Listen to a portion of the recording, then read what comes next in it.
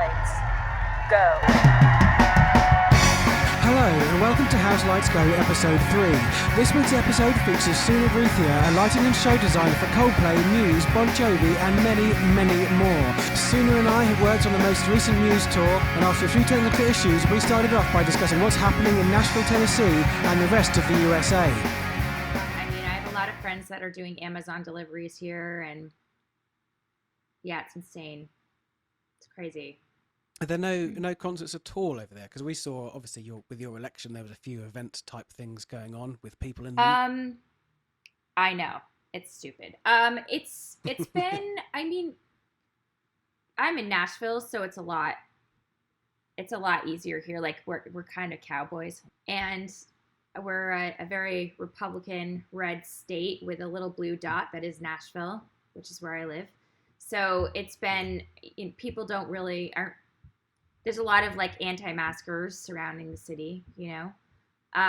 And actually my husband is setting up a stage right now, about an hour and a half outside of town, so they can start doing concerts. But it's all like pods. So like there's like 4 people in a pod and you kind of go in and you stay there. So it's a socially distanced type thing. Yeah. But that's outside, presumably. Outside, yeah. Exactly. Yeah. But I've heard of things coming back in Florida a lot more, and I don't know, there's like cheerleading competitions are happening, a lot of those, which are like hundreds and hundreds, thousands of people, honestly, in these buildings to do these cheer competitions. It's like huge teams of like 20, 30 people, you know, and then they're just like tumbling and cheering together, it's yelling. Yeah. Without masks. Going over here, that stuff is just totally stopped. It's essentially illegal. I know. It might even be illegal. I don't understand how, I mean, it's funny because people in the, like, there's just very different attitudes, like, and it's very much like the North versus the South, and I don't know, it's bizarre. But there's no touring really though. Oh no, definitely not. I heard about Smash Mouth, but apart from that. Oh yeah, no, definitely not. No one's getting on buses. So the thing that my husband's setting up, his company is actually partnering in this. There's a local promoter, and the promoter is setting up like 4 or 5 stages in the area, and they're all like within like a 2 to 3 hour driving distance of one another. So they'll go, like an artist can go and do like this little mini circuit where they don't have to get on a tour bus. They just like drive around in the van and then go stop at a hotel in between. Yeah, that's weird. Sounds like fun though. Yeah, and they're setting up the funniest part is that they're setting up the stages in arena parking lots. So the arena is controlled by Live Nation, but the parking lot is not. So like these little promoters are setting up these stages in the parking lot of the arena that's controlled by Live Nation and putting on shows. So all of us are like, yeah. It's kind of funny. That's cool. Do you have any sort of, we have what they're calling a roadmap over here, and we're looking at the middle of June as to being back to normal. I know. We'll wait and see. But are you guys just sort of, as you're going state by state, you just think it'll just sort of make its way back? It's so different per state. So we're actually pretty open here in Nashville. Like I've been to several restaurants inside. You know, it's pretty open. Whereas like I'm actually flying to Northern Vermont next weekend to see my family, which I know that you guys can't do that, right? There's no travel. You can't go into other households, or maybe you can now. Or is it? We sort of have what they're calling a bubble. Yeah. So if you say my mum, I could go and visit my mum, for example, but that would mean that I wouldn't be able to go and visit my in-laws. Right. So. Yeah, which is crazy. Yeah, I just can't even imagine. So I'm flying like next week to go see my mom for her birthday. So yeah, I mean we can still we can move around. It's kind of like, I guess they're kind of like, if you think it's safe for yourself to do it, then do it. But like take the precautions you can. You know what I mean? I think that's sort of the attitude that has been taken, which is interesting. I don't know how I feel about it. Yeah, it's relying on people to have sensible opinions on that, isn't it? Which, you know, like I'm pretty safe about it all. I have, you know, I'm never going to go out in public without a mask or even 2 masks, you know, like that's not going to happen. And oh yeah, that's a thing. Oh yeah, that's a thing. But I mean, I also, like, my mom is sick, right? She has Alzheimer's, and I don't have a lot of time left with her, so I'm Sure. going to take the risk because I want to be with her when I can. Yeah. And the only way to do that is to fly out because she's like, I mean, they're like 1,700 miles away, so it's a little bit of a distance to drive. Yeah. Yeah. My mum's only about an hour Yeah, away. So, exactly. I really do Yeah. wish that they were closer. Yeah. You can't get 1,700 miles away from someone in this country. Nope. In fact, something like more than double. And that's kind of what I love about your country. So I miss Yeah, your you can get country so much. Yeah, I miss yours. I think it's those sunny days in a pool that we don't get over Yeah, here. I Really. know. It's like, Hardly ever. I mean, once in a while, but you can't rely on it. You don't think, oh, there's a day off. It's going to be sunny. You think, there's a day off. What's the weather yeah. going to be? Or inevitably terrible. I actually woke up this morning having that thought because it's pretty dreary outside here in Nashville today. So I was like, ooh, it kind of feels like the UK. I actually had that thought this morning. Oh, I miss it. Yeah, it's been. We had a great summer last summer. As soon as we got locked down, and before I had a job, I was sat in the garden a lot of Nice. days. Very hot and sunny. That's great. Getting that vitamin Not D. at the moment. It's cold. Yeah, I miss it. Yeah. I love that weather. Yeah. I'm into it.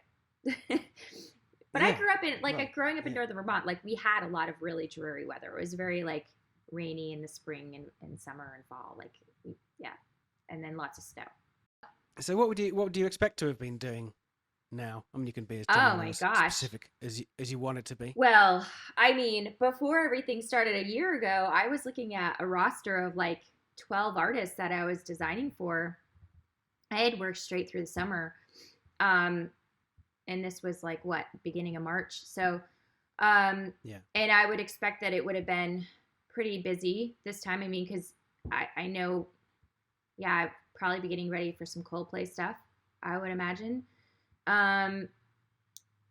But yeah, all the summer touring, all the big like European stadium shows would be getting ready to go into previs mode and then out on the road in May, I guess. Like that's usually the schedule. Yeah. So yeah, it's sad. I really I miss it more than yeah. This week in particular, because I think like my 1 year anniversary of the last live show I was at was just like a week and a half ago or 2 weeks ago. It's just been sort of one of those things where I'm just like thinking about what we would be doing and prepping for. But you know, I'm still creating a little bit. Like Yeah. I do have some like little like live streams. Like I worked last week. I did a live stream actually with Aaron Luke, the LD from Muse. Yeah. I saw he posted a picture. I saw some barn doors, some sort of old school looking Yeah, stuff. it was a country artist named Justin Moore, and we did a little pre-recorded thing in a barn, a bunch of old school TV fixtures, and yeah, it was fun. It was good to see him too. Good to work with him again. Yeah. Is he in He is. Nashville? Yeah, he lives about 20 He is, minutes yeah. from me. That's fine. You wouldn't need to. You'd probably be able to get away with doing something like that over Mm. here if you just two people meeting down the road. Yeah, yeah. I mean, Yeah. we're all working, trying to anyway. Yeah, I mean, it is totally dead here. I mean, there's a couple of things. A couple of bands have done some live streams. Someone tried to do them live. I had a guy on last week. He did a sort of pre-recorded live stream, if that makes sense. But they were very wary of another band that did it, a band called Ride. Okay. And their stream just went down. So they paid for all this production, got all the crew in.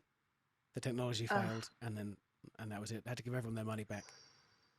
You know, so Jeez. they went down the pre-record option, which makes Yeah. sense. And actually it looks great.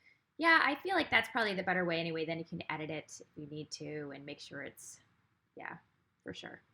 Yeah, they took a full Yeah. day, so it wasn't like a full sort of production video, but it looked like a live Yeah. show.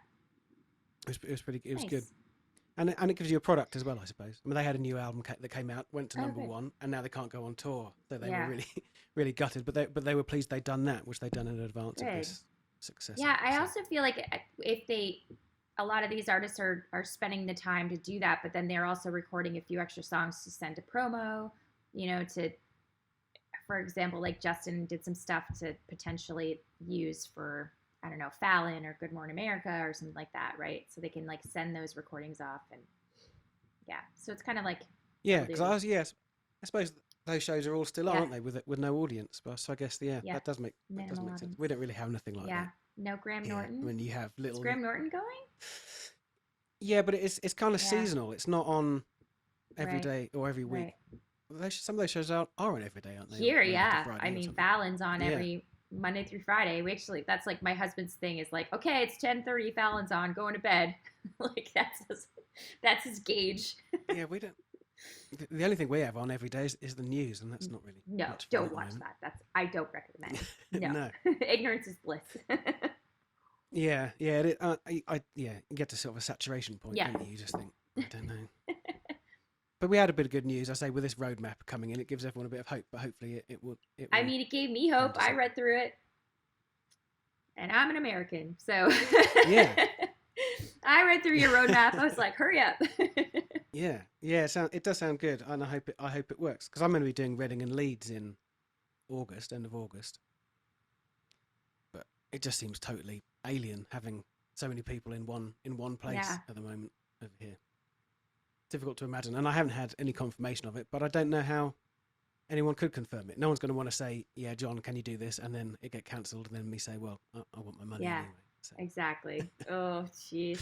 although I'd be a bit more understanding than that. But, yeah, I think there'll be a bit of sort of COVID contractual things, won't there? Ugh. Saying you can't have your money back if the world goes into a pandemic. I know. I've had to Again. add it to my stuff for sure. Yeah. So what will your stuff do now? Is it? And let's say you started doing a Yeah. design. Have you completed it now? And then, or did they say, right, stop? Last year or this year? Well, I guess when things came to a Yeah. halt in March, you said you were kind of midway through stuff. Yeah. Did you finish that, or obviously you can't take it out and finish it? Yeah, I mean, so everything was in like different stages, right? So like I was actually getting ready to fly over to Europe to put Evanescence and Within Temptation into production. They were doing a arena tour. It was actually selling like hotcakes too. Um, and so I was actually, I think it was like 2 weeks from flying. So that was instantly like, okay, halt, not booking travel, whatever. We're not going over there. Yeah. I was in the middle of drawing a smaller theater run for a pop artist over here, and I got all the way through the process, and it got approved and was in budget, strangely enough. And the manager just called me up and said, yeah, I think we're having to postpone. And it was just like within, I would say, a 5-day period of time, I went from 12 artists to 6. And then the next week it went from 6 to 3. And I was actually doing a lighting design for a Chinese artist named Wang Feng. And they actually were like good to go all the way through June or July. Like they were going to go out in August, and they held on. Wow. Held on through June, I think, or July, and finally we're like, yeah, we can't have this big. It was a stadium run, and I knew it wasn't going to carry on. I was just waiting for the day, but then I was also like, well, maybe things are different in China, But I was actually virtually doing that one, so I was going to do everything here, program it with the team, and then send the file over. And there was a team in Taiwan that I was going to collaborate with over Zoom or whatever. We had a whole bunch of different methods to do it, and they were going to put the lighting design in. Yeah, so really, I mean, the very last thing I did was July 10th. It was a live stream for a metal band named Trivium. Yeah. Oh, yeah. I seen they did a bit over here a while ago now though, but I remember them being on the festivals. Yeah, it was fun. So I actually flew to Florida to do that one, and that was when like the second big wave of COVID hit Florida, and everybody like Florida was like the one place on the map in the U.S. that everyone was like, stay away, and here I am like flying in to do this show. But I mean, it was actually. There was barely anybody on the plane. I felt completely safe. Like I think there was only like 3 of us in the hotel. And then it was at Full Sail University in Orlando. And they were so professional about everything. Like I felt safer there than I did in Nashville. And here, Florida's cases were just like blowing up. So, but yeah, it was just that. It was like everything like halved. Like one week it was like 12 to 6, and then the next week 6 to 3, and then by July it was done. Yeah, and no word of the startup yet. Then you're still kind of on hold. Completely on hold. Yeah. Yeah, I mean, and at that point I was, just knowing that winter was coming, like that felt like Game of Thrones. Knowing that was coming and like that the cases are probably going to get worse again, I just knew there was no way that we were going to be back in early 2021. So at this point, I'm honestly not even expecting anything until 2022. What I can't figure out, you might have some idea, but because everything stopped dead over here, I was due to go out on tour in April with a different artist, and then we were meant to be touring in October again. So now nothing is going to happen here until August at the earliest, I don't think. I'm just wondering what they're going to do, because the artist in question has now moved her April stuff to 2022, right. But then she won't be able to move the October stuff to 2022 because it's already booked, and I'm thinking everyone's going to have to reschedule their sort of operation. Really. Yeah, it's going to be a mad dash scramble. I'm actually slightly terrified of it, to be honest, because through all of this, I've sort of had this realization that I actually do need to kind of slow down a bit. I had been going so hard for so long that it actually caused some minor health issues. And I've been slowly getting those back in check. But so I kind of told myself, I'm going to be real choosy when this comes back around in 2022. Yeah. I'm going to be real choosy about what I work on because, sometimes I love working with smaller artists. I think it's really fun for me to be in a theater. I feel like doing a theater show or a club show is actually sometimes more enjoyable to me because every space is different and it's you're working with a different little palette every day. And there's a little bit more of Tetris that goes into production design for that, right? Because you have to figure out a system that's going to fit in a small space and change, be movable, be able to alter easily. But the amount of work that goes into something like that is sometimes more than an arena tour, but you're getting so much less money. So for me, I'm just I need to maybe, even though I really enjoy, I need to take that stress out of my life. So it's going to be interesting because I feel like the pool of people that artists are going to be able to pull from crew-wise, it's going to be a lot smaller. A lot smaller. I mean, how many people do you know have found new careers that are this is actually more my jam? Well, I mean, over here, not many, because there's no work. No one can get a retail job. All the retail is shut. Mm-hmm. That's true. Barbering is closed. I mean, I'm certainly not considering a new life as a grocery delivery man. That's for sure. But yeah, I know what you mean. I can imagine that some would just say, I can't be doing with the stress. But I said there's no jobs over. Yeah. I mean, I think they're saying for every one job there's a couple of hundred people applying for it. I mean, I have a friend who runs a record store. They needed one person to come and help in the warehouse. He had 700 applications, and he normally gets 100. That's crazy. And that's it's a popular job because it's cool. That's crazy. Yeah. Wow. So okay. I absolutely know what you mean. I mean, if I could have, I tried to get a job in retail. Sorry. Hellhounds. She's at attention. Hair on the back, her back and her tail are both up. Her ears. Is that a construction set? I'm not sure. It could be delivery, FedEx, UPS, could be anything. Somebody just walking by, anything. She's fine. Okay, she's good now.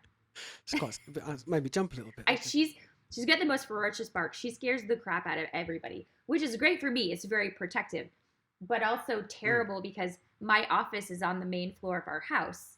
I don't have a separate office space because the house is very open. Like you could see from the front door straight through the back of our house. So I have no like closed-in walls to keep the sound nice and dampened. It's funny you talking about small Yeah. shows because I love small shows, but I always think that the small shows in terms of lighting, it doesn't feel quite so important to me because lighting sort of makes for an immersive experience. But when you're in a tiny, crammed-in place already, you're quite immersed in it. So I'm curious to know what you think the lighting can do to that. I mean, it feels like an added bonus for sure. But I usually when I do shows like that, it's usually full like set and lighting. I do like the full production design, and it's because I'm always trying to do like, I want the background of the artist to help enhance the audible experience, right? So, and most of the time, because I have such a heavy lighting background, I try to make the set pieces lighting instruments themselves, right? So like, be it light boxes or some sort of structure that has like lighting sort of woven into it or whatever. But it's kind of like when you see something that's perfectly cued in the background and you're listening to the music and you see the reaction of like something visual to the audio, then that kind of enhances all the senses, right? Yeah. I don't know. Do you do that for all types of band? I mean, all I'm thinking is that when I was a kid and I would go to a rock show, I would probably barely look at the stage because I'd be, dragging myself around. For sure. And I think everybody's different. Like some people watch the stage and watch what's going on, and some people are just in the mosh pit or whatever. I mean, I always think, for me, like the very first concert I ever saw, and I was a lighting person in theater, but for me, it was like a full sensory experience, right? Like as soon as I heard that PA, I could feel it right here. Like I could feel that low end. And I'll never forget that feeling. I miss that feeling because you don't feel it anymore. Like when you work that many shows, that goes away, which sucks. I want that back. Hopefully, maybe when this all starts back up again, we'll get that feeling again, just for a little bit. Do you know what? That sound, the kick drum sound, is so, I don't know how to describe it, but it's so, it's everywhere, isn't it? I mean, it's a sound that you can really feel. But it's in every aspect. Even when you go to a hotel after a show or overnight, someone will start line checking with this kick drum. It's always the thing that sort of comes through the window. So whenever I hear that, and I put it in the little intro for this show, because to me it's just the most obvious sort of emblem, albeit an audio emblem of live music. Is just a massive kick drum. Sometimes in an empty room, sometimes in a full room. But it's also the first thing that we ever test. It'll be kick drum, and you hear the PA go, and you're like, oh. Yeah, it's a gig now because the kick drum's gone off, and I think that's probably true of fans as well. They just want the big bass because it gives you that physical sensation as well as the audio. Totally. And then if you can apply that to like something that's coming at you visually, and then obviously the smell, maybe we could do away with a lot of times. Well, there's definitely some certain smells around for sure. I remember my business partner and I. We did the Game of Thrones concert tour. And Ramin Djawadi took his music on the road, and we got to create that show. That wasn't just like, we didn't just do lighting and set or whatever. We created the show with him. Like he gave us all the music and said, put it in an order for me that makes sense, and then make this experience for the fans. And at one point we were discussing trying to figure out how to pump scent in through the haze machines, because we were trying to make the whole like just like this crazy sensory experience for the fans. We never got there, but that was like the one thing we were trying to do. And also there was another moment where we were trying to, like, there was VIP fans like around. It was a big show in the round and play, like, or not end play. The whole arena was a stage, and all the VIPers were around the stage, and we were trying to pump like dry ice fog on the floor so it would cool their feet during the White Walkers section of the show. We didn't get to do that either. I think that was like both of those were budget cuts, but that was like, that's to me, that's the epitome of a show. Is like no matter what venue you're in, like if you're in a small venue, if you're in a big venue, whatever it is, if all of your senses are triggered, that you've reached the perfect experience. I never used to really pay much attention to it, and I don't mean to sound okay. sort of dismissive of it in any way. But when I used to go to shows, it would be like, as long as it sounds half decent and the band play well, I was pretty excited. But the more I've been less likely to get down the front and in it, the more you appreciate it. Especially with a Muse show, I think, because they're all about that, aren't they? I mean, they don't really speak to the crowd. They're not there for clap-alongs. I mean, there's a little bit of that, but it's all about the sort of the audio and the visual and just this. God, I miss them. I can't wait. I'm itching. I cannot wait. There must be some bands that come to you with literally no idea. And then say, I want a Sooner show. And then I'm like, give me something, a little nugget, just anything. Yeah. A color. But presumably it comes from shows that they've seen. Yeah, before. maybe. They might have seen, I don't know, they saw Motley Crue and said, can I have it a bit like this? I saw the Motley Crue show, I liked that, that was cool. Can I have a roller coaster for my drummer to play drum solo on? Yeah, I mean, some bands they know exactly what they want. Like Halsey, for example, artist. Yeah. She actually hand sketched out what she wanted and showed me, and I said, okay, cool. And we interpreted that into production, right? Like it's just boxes, and I mean, she's actually an incredible artist. There's just boxes, and we figured it out from there. But and then I work with the Lumineers, and the Lumineers are they have their albums are pretty thematic as well. So they basically are like, here's the music, here's the theme of what we're going for with the album. Have fun, and then we just have to interpret it. And then other people are just like, I don't know. I like whatever. Like I have to ask these questions, right? So usually I'll sit down with an artist and I'll be like, okay, what visual artists are you vibing with? What clothing are you wearing? What movies do you love? Like what are you listening to? What were you watching or listening to or doing while you were making that album? And that usually helps me figure out where to go from there. But it takes that conversation or else. Yeah, but I can imagine lots of bands, I mean, some of them go from tiny clubs to arenas immediately and wouldn't have had a lighting person before. It makes you, I mean, if someone asked me what I would want in a show, I wouldn't know where to start. I mean, I'd probably start thinking about it if I knew it was going to happen, but it's kind of, especially when you're probably so audio focused as a musician that you might not necessarily have that bigger picture. Yeah, for sure. Absolutely. I was reading about your about this from one of your previous interviews about the sort of branding of an album. It made me wonder that if you took, say, just to go to the Muse show, for example, because I'm familiar with it, if you come on and do the next record and then they play some of the songs from Simulation Theory in a new record, how would you sort of try and convert that to the new brand, or would you refer back to the old brand, if you see what I mean? So it depends completely on what they're going for, right? So I was working with this artist named Kelsey Ballerini. She's a country artist here in Nashville. And she had an album that was all about the journey of the heart. So it was down in the dumps, broken up, depressed, and then how she came out of it and got married. And I don't know if it was actually her biography in an album, or if it was her autobiography in an album, or if it was just this is the journey. Yeah. But she had all these hits from beforehand. So the way we did that one was she played that new album from start to finish. And we did the journey from beginning to end, where it was this closed down heart screen, and then it kind of grew up into big colorful things. So it was actually black and white. We didn't use any color in the beginning, and then grew to saturated color. And then walk off the stage, encore break, or just break in the set, come back, do songs from the other album, and it was just no holds barred, do whatever you want. There's that, and then there's other ways. I think we actually did it on Simulation Theory, where even though playing Supermassive Black Hole was still in the same vein as the Simulation Theory stuff, right? Yeah. So you just sort of give those songs a slightly new identity live.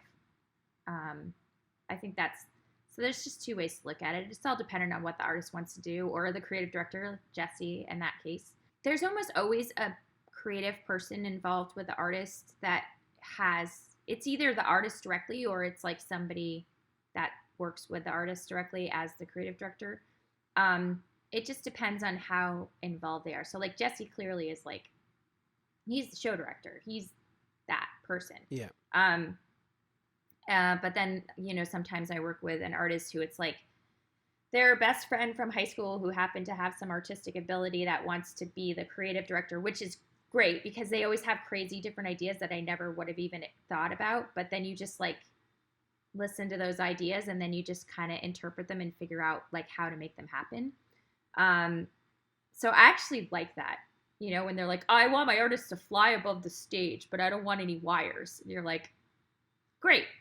We're going to figure out a new way to do that, not defying gravity because that's not possible yet. But, I actually like that because it makes me think outside the box. So there's almost always somebody.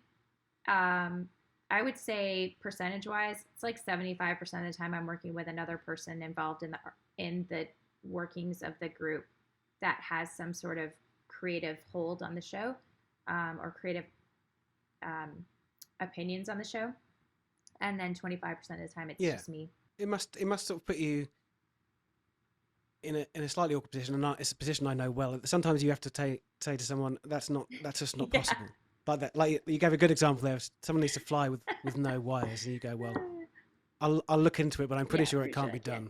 But that must happen plenty in your world, although your technology moves on almost constantly. Yeah, for sure. And I have a little bit of a different approach, which sometimes hinders me, honestly, because I am my business partner for 15 years as a production manager.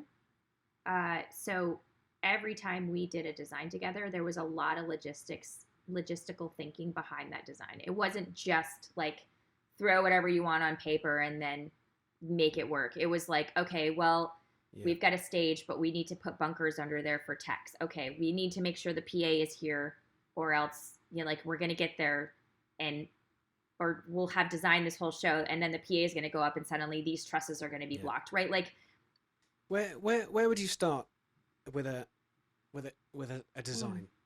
If you're getting no input, do you was it the first thing you do go and listen to the record? Well, if you someone says, right, can you do this, and you're like, okay. If you get it, I do as much research as I can. So I'll like look at videos, listen to their music constantly, research, like go through their Instagram page, whatever socials they have, and ask for album artwork like instantly. Like if they just don't want to even attempt to give any ideas, it's okay, album artwork at the bare minimum if I can get that. If I can't get that, then you're just kind of shooting from the hip. So and then I honestly, like, I have a Pinterest account that's just loaded with boards of like different things, like loaded, and I'll just start looking through and just like try to get inspired while listening to that music. Yeah. So does that mean you would have designs in your mind or on paper before necessarily an artist appears, and you think, oh, I did this design in such and such, that might work well for this band? Or does it always, do you design speculatively? It's always, based upon it's always like what I mean, I have like a library of stuff from people that didn't take, I didn't win an account or whatever. But every time I look at those designs from the past, they don't vibe with somebody else, right? It just doesn't feel right. It's like the puzzle pieces don't fit together. So I just like keep it in the archives. It's just, yeah. So you say if you don't win a job, does that mean that sometimes someone will get a couple of lighting designers? Yes. To sort of shoot out.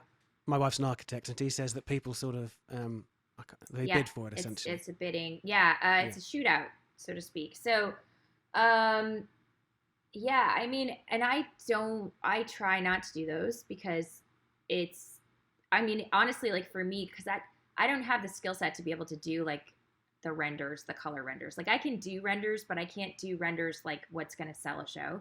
So I have to hire people to do it. So the second somebody says, well, Okay. we just want you to put in a proposal, and there's like 3 other people that we've asked as well, I'm kind of like, okay, I'm going to have to charge you for said proposal, or I'm not, like I'm, Yeah. and like I'll always, yeah. And there's I'm always out. like a thing where it's like, okay, well, I'll, take it out of my fee later when I get your job. But it just is there's too much that goes into putting that, because essentially you're doing a design at that point. Like you're doing it. You might not get to the technical plans and to the vendor part, but sometimes the most difficult part is just getting that creative out and on paper. And if you're doing a proposal for an artist for on spec, as we call it as well, you're you're basically doing the job. So what would it look like, this proposal then? I mean, Yeah. vaguely, is it hand drawings? Is it It's sort all of of stage it. mock-ups, essentially? All of it. Animations and Yeah. things? So it's, as you say, it's Yeah, essentially you I doing don't the whole, do the whole videos, thing. but yeah, I'll do like mood board. I mean, like I'm totally cool with sharing all this because I'm like not my stuff's not secret anyway. But like I'll do mood boards, and then I'll explain different elements of what I'm looking at, like hand draw some of the elements, and then I actually have a pretty big skill set in 3D drafting, so I'm pretty good in Vectorworks. So I'll go in and do a bunch of 3D in Vectorworks and actually draw out maybe some wireframe versions of it, throw that in there. Then I send it to my nerdy team, and they take it and they do like grayscale renders and then full color renders. And sometimes we'll see those color renders, and like when the show is like up finally and programmed and the first show happens and we get good pictures, we'll put the render side by side with the picture, and it's like almost exact. That's usually the perfection right there. So yeah, it is amazing how exact that is. I remember seeing did a show in Japan, and it was house lighting, but they essentially designed the show before the band got there and run it through. They said that we want a set list so we can essentially create this is an automated light show to some extent, and it was spot exactly on, as you say. You can, I mean, the technology these days, especially with there's the Unreal Engine that people are using to render with, and it's crazy. There's some crazy technology out there that allows you to visualize shows really, really well. So but that's just like, I mean, if you think about that, that's like, I mean, that's weeks and weeks of time to put that together. Yeah, I was going to say, how long do you have to do? Would they expect you to do a certain amount of songs in that?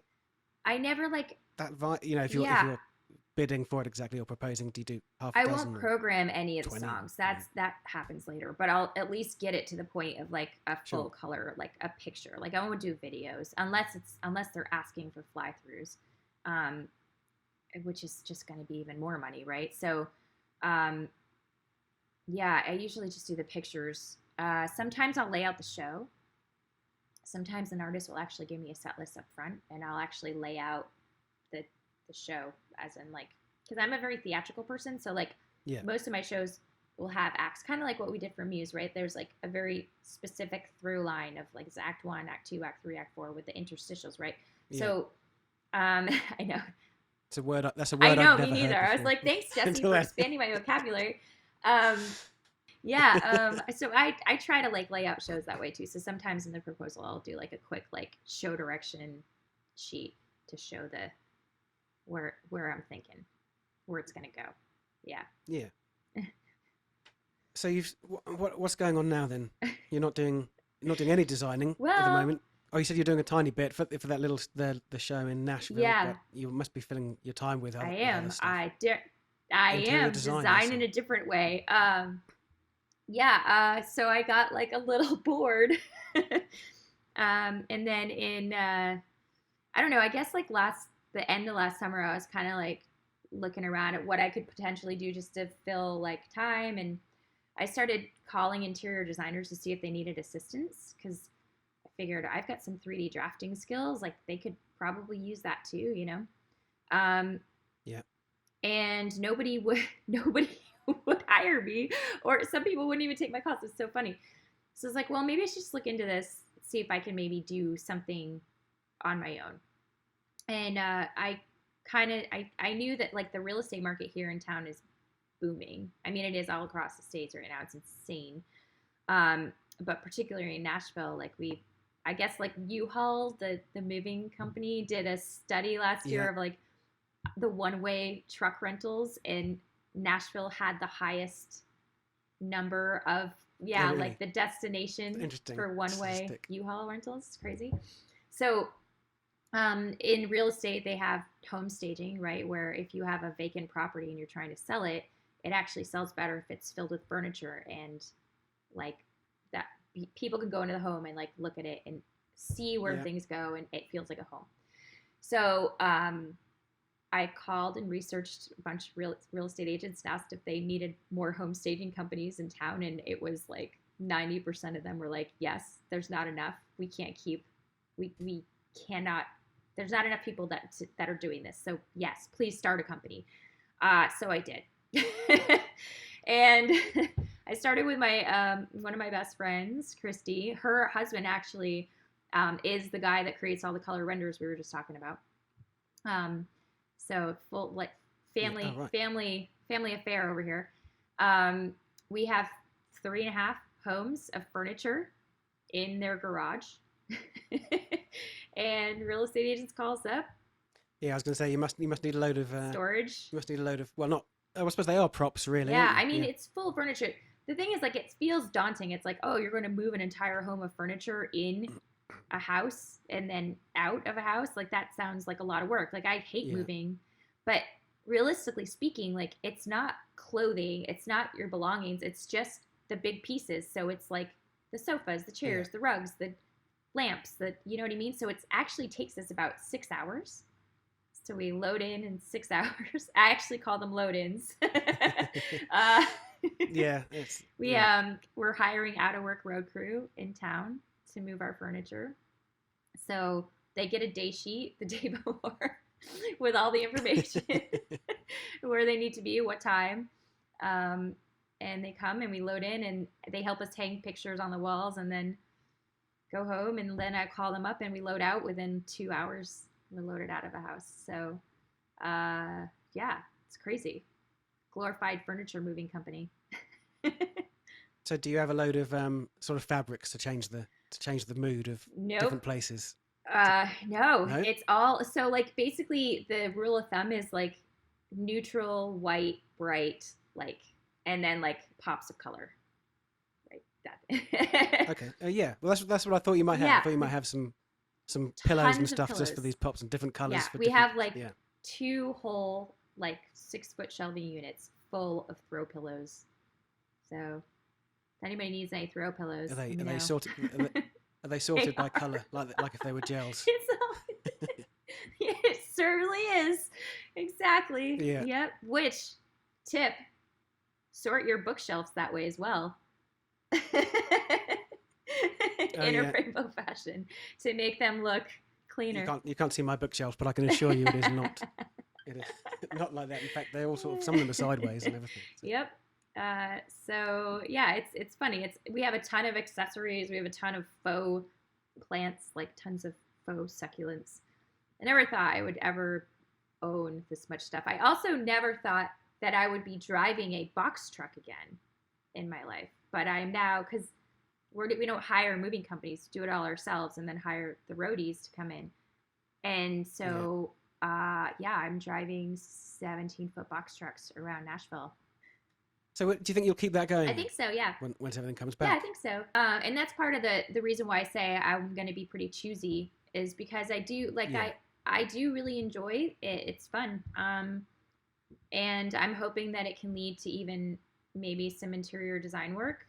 So yeah, we'll see. But I say that, but like the second I start traveling again, but I really do enjoy it. And we have the inventory and I hate shopping in big box stores, but shopping for furniture has been fun. It's been a bit of a treasure hunt for us because we're like, we don't want to like spend a ton of money because we're startup. So like we're just finding stuff in random places and got a few vintage pieces that are really cool. And it's been fun to do that, to like do the treasure hunt side of buying the furniture. But I would suspect that once we get a little bigger and we actually have a warehouse, that I'm going to have to start doing the whole wholesale purchase thing. And then it's going to get like not as much fun, but Yeah, but a little bit more soulless. yeah, exactly. So, and less bespoke. You just sort of chuck yeah. it in and. So, I mean, I'd like it just to And get to the point where maybe we have somebody that can sort of run day-to-day operations, and then I can continue creating for artists and come home and help with the business out, and that's what I'm hoping for. I think it's possible. Because presumably you can, to some a fairly large extent, not go out on tour for extended periods. It's funny because actually 2019 was the most I'd ever traveled in my life. And I think it's mainly because I'm working with so many UK artists. I get to travel so much over there, but I actually made major status on Delta and American Airlines. Both of them, which is frightening. Yeah, I bet those are in the state now. The old airline points. I can't imagine. I'm probably never allowed to fly again. I've got so few. Oh my gosh, it's so sad. Although I'm sure everyone's in the same boat. They may have suspended They it. did. They suspended it over here for sure. I'm sure they suspended it. Everybody did. I have had emails from British Airways, but I just ignore them because I ignore them because it's depressing. They're normally good. They're normally exciting ones from down the air. So I just delete them as saying, "Oh, your status is gone," or "We'll be flying again one day." Honestly, but you go. Nope. Terrifying. So what do you think it'll be like when you do go back? I mean, I've just said that we've just said you don't go out on tour that much, but it must be a little bit strange. I can't imagine, and I've never been in that position where you're right in the middle of the crowd doing your job. Does that make you feel a bit worried? Energy. No, I'm not worried about it. Well, the last time I was just sort of in a shed. Well, in fact, that's what I'm usually in. So I never even get to see the crowd because I actually watched some of that simulation theory video. And I thought, that's a bit weird because despite doing it for 2 years, I've never actually seen it certainly not with people in any way. I've been out the front, obviously. But yeah, so you guys are right in the middle of it, so you must feel surrounded a little bit. Yeah, I mean, I definitely, like, when I'm watching TV, like any show that's like, backdated and they're like in a club dancing or like, I don't know, a house party or whatever, I'm always like, ooh, like put a mask on, like it's a second of like internal cringing, but I don't think it's going to take long to feel comfortable again. I think it'll be like a little weird the first show, like back where, because mainly like once you get to front of house, you're fine. You're like in the fenced off area. Yeah, you got a few meters around. But it's getting to front of house that might be a little weird. But I always try to go around anyway, like out through the back hallways. Yeah, from the back. Otherwise, you're just fighting. But yeah, I remember the London Stadium show actually having a hard time getting out to front of house. So I think about that because we were split mix. And so there's not like a central barricade to get down. So you're like you had to go all the way outside to go in and then just trying to cut in. It was just so jam packed. Like that would probably give me a bit of anxiety getting through something like that. I think it's kind of the theme of the show to some extent, but I talked about it with a couple of people. One guy, Frank Turner, who was on first, he thought that he would have to sort of address it as an artist and say, if people are looking like they're freaking out because you're close to them, be respectful of that. And the other guy, Barry from the band Mogwai, he thought people will just have a few beers and be back to normal in the blink of an eye. And I think probably a little bit between the two. And I think the people that don't want to go just won't go. Although I do have sympathy for the guys who are, real fanatics, who are, desperate to go but are not comfortable. Yeah. With it. So I think it would be a I mixed can't bag. imagine people, if you're really uncomfortable with it, I can't imagine even going to a show, to be honest, right? Like, no, it's the worst possible. Like, if you're not going to feel comfortable, don't go. I mean, maybe there's some people that will just be like, oh, I really, really, really, really want to see that show and I don't care. But buy the seats or the tickets that are going to keep you maybe out of like the general admission area, right? I don't know. It's weird. I think for me, I'm probably just going to be like, it'll be a little weird for the first two and then I'll be fine after that. Like it'll just, or just like you said, like I'll have my glass of wine at front of house and I'll be great. Yeah, Hmm. yeah. I think it'll come back. I hope so, because I'm beginning. I have felt excited about it over the last on and off the last few Yeah. days, I guess, or few months, weeks. It must be quite exciting for you to be able to get to think about getting back onto a big rig and seeing these things you've started to design in some level of I've been finality. staring at some of these things for now over a year. Like normally it's like I mean, some of them it's a year, but yeah, it's been crazy. I just can't. Yeah, I want the babies to be given life. You know what I mean? That's like the problem Yeah, is they're all just like sitting in the computer like waiting to be launched. But I mean, the other thing is like everything that was created back in March is who knows if that's even going to apply for the next, you know what I mean? Everything might end up going through a new yeah. design phase. So that's the other thing. Like who knows what's going to happen. I've kind of like wiped the slate clean in my brain. Yeah. Oh, yeah. That's a good point. Actually, I didn't think of that because we talked about some bands have released Mm-hmm. albums and whether they will release another one potentially before they Yep. go back on tour. Although most have said no. Most have said that they will just wait. Some people who have been partway through recording the album have decided that they won't release it until they can actually Yeah. tour it. But that's a slightly different stage, isn't it? Of course, but most people seem to think they're just gonna wait. They're gonna essentially, like you say, wipe the slate clean, or at least to stop, and then when they go on tour, it will be on the theme of the Oh, I previous hope album. so because I had some fun stuff that was going to go out. I was really looking forward to that Evanescence tour.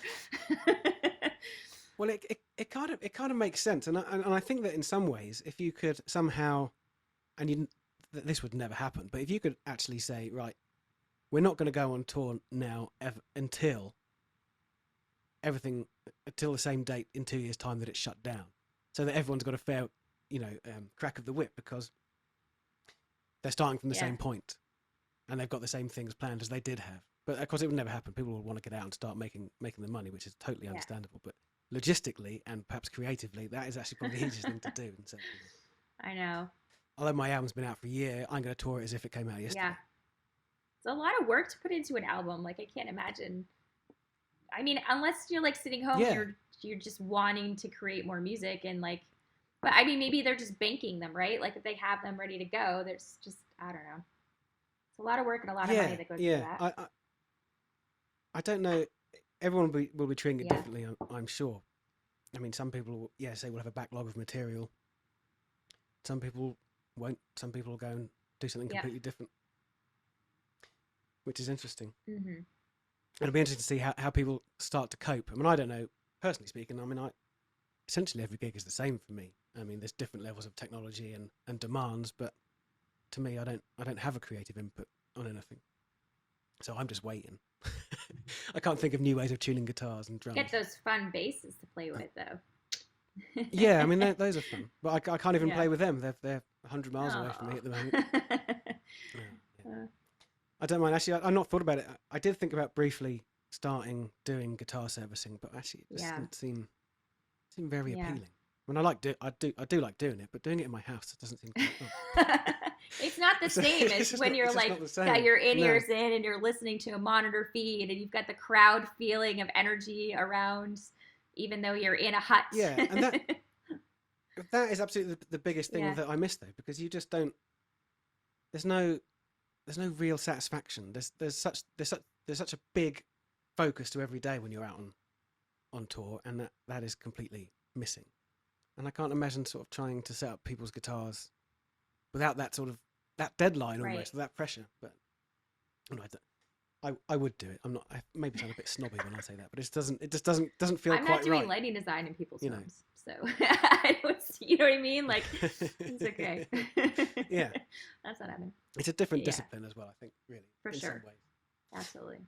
But I'll just go on to the last couple of bits. Although I've already read the answers to all Yeah. these questions, because you've got a few interviews out there. But it was about something that inspired you to do your job. I saw Melancholy in the Infinite Sadness Yes. tour, '96. I believe it was 96. But- yeah.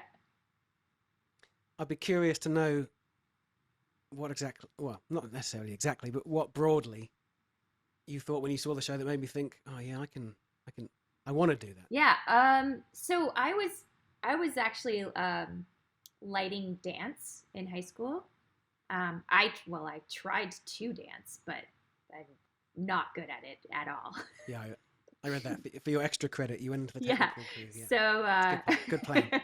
I think, well, I look back at it and I'm like, my dance instructor then, Sherry Skirdahl, is still my original mentor, right? And so I look back at that now, and I should probably actually mention this to her. Like, I think she was probably like, maybe you should just go in this direction, like carry on. Anyway, so like, but whenever I was lighting dance, I found that I was actually lighting the music more than I was lighting the dance. Like, it was like a hybrid of like, Yeah. you know, somebody, and we did a lot of like modern dance. It wasn't like a typical like poppy hip hop jazz like what a lot of high schoolers are doing. We had a very artistic um, dance company, and so, you know, I would always like light the bodies and light like the certain places on stage, but I always paid attention to the music more than anything. So I was always lighting the music before I was lighting the dance. Um, and so when I saw that first show and I watched how all the lighting was like changing color and bumping in and out with the music, I was like, well, this makes way more sense to me. It's sort of a light switch moment then, I guess, when you Yeah. when you went to a gig, saw the lights being great, and you thought, well, That was it. Yeah, Because it dance just, isn't. but you know what the thing is for me? I think it always comes back to color. I love color, even though I'm always wearing black and gray and white. Like I never wear color, but like for me, color is it. So before I wanted to be a lighting designer, I wanted to be a marine biologist, and I wanted to go study the coral reefs. Like I had it all picked out. I was going to go to, I think it was the University of St. Thomas or something in the Virgin Islands. I wanted to study the coral reefs. And my parents were like, you're not going there. No, that's not, you're not going there. It's not happening. You're not going to go that far away from home.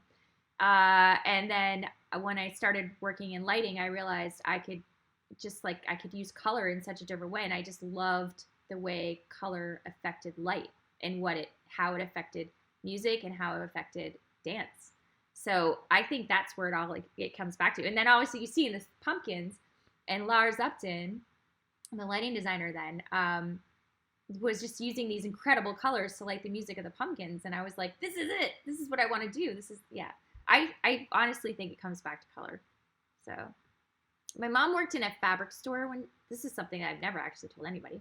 Lady, you're getting new stuff. My mom worked in a fabric store when I was younger. She was a seamstress, and so she used to work in a fabric store. So I would like go to work with her, and just like these beautiful bolts of fabric. I loved being in that store and just play. She would have tons of scraps I'd get to play with, and yeah, so color. Yeah, that's interesting. I always think music is often brings nostalgia. I mean, I don't really listen to much that I didn't listen to when I was about 18, because it's always just reminds me of those feelings. And probably if you're sort of seeing colours or thinking of colours, synesthesia, it's a thing. And your mum's store, it's all all connected, all in there. This is a sort of pretentious question, perhaps, but does that mean you think of colours when you listen to a record? For sure, 100%. Didn't even know it was a thing. Yeah. Had no idea that was a name for anything. And then I started working with Alessia Cara. She's a Canadian pop singer, and she was like, "Okay, well, I just here's my set list, and these are the colors of the lights I want with the set list because I have synesthesia and I think of color when I listen to music." And I was like, doesn't everybody? I didn't even realize it was a thing. I was like, okay, well, I do too. No problem. I got this. Like, but I thought that everybody, like when you heard music, you saw a color in your head. That's not the case. My husband's like, no, that's not a thing. Like, no, I don't. Because he was a guitar tech for years, right? Like he and I have been in music forever. But yeah, it's not a thing apparently. So yes, I have that. I do that. That's a thing that I have. This might reveal something, I don't know, but I learned that some people don't have an inner monologue when they think about stuff. That's as weird. well. Maybe you don't. I don't know. Yeah, but I can't imagine that. No. So it just goes to show you spend all this time. And the other thing I think about is feet, because I've always thought my feet were normal, and now other people have seen my feet, they think they're weird. So I guess it's the same sort of thing. My wife says you've got really square feet, and I just think you've got really sort of round feet. Anyway. That is hilarious. Also, it reminded me of a story. when I was on tour with a band called Travis, they have a song that they always, or very often, finish with called "Blue Flashing Light," and the lighting director on, I don't know why, decided to light it in yellow. So the song sort of started off, and it's about the police and that kind of blue flashing light. And it actually didn't quite stop the song, but took the time to shout at the lighting guy. The song is called "Blue Flashing Light." Maybe don't use yellow. But that's obviously one of the more obvious colour cues I can imagine. Oh my God. But anyway, I love it. everything Coldplay's yellow. Come on, that's a big one. Yeah. Well, I mean, but how do you cope then if you have a colour in mind? Oh, it's hard. Someone says, "Oh, I want that." Yeah, I mean, well, it's all of simulation theory was that way, right? The name of the song, Psycho. It's Psycho. I always thought, right? That's the name of the song. Yeah. I always thought of it as red, but it's for sure green. Now it's a green song to me, but for sure, I always thought of it as red. And it was like, no, Jesse was like, no, it needs to be like lime green and like teal green. So, and I made it that way. It's got that sort of military intro, hasn't it? Yeah. So it's green. And actually, you've also reminded me, because I've got those LEDs on those bass guitars. There's a couple of them that you can change. Oh. And I definitely do. And I definitely do that. So I've always did that song green because it felt like it was the green song. I don't know why I always thought of it as red. So maybe there's more. Maybe there's more to it than I thought. And yeah, because there's blue, and the one Stockholm Syndrome is another one that I always would do in red. Mhm. That one was always like super bright red to me as well. That's still one of my favorite songs.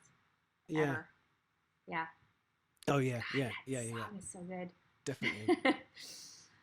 Yeah, and it's also from my guy's point of view, it's technically incredibly different. Yeah. So I'm always impressed by. Right. So I covered everything that I wanted to cover. So thank you very much. I love talking to you. This is great. You have a great podcast voice too. I always find my voice is hard.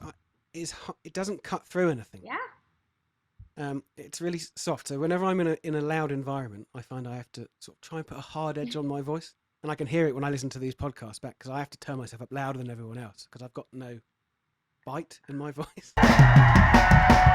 Right then, that's enough of me talking about my voice. Thanks very much to Suna, and I hope you found that as interesting as I did. The next episode of House Lights Go is with Barry from the Fratellis.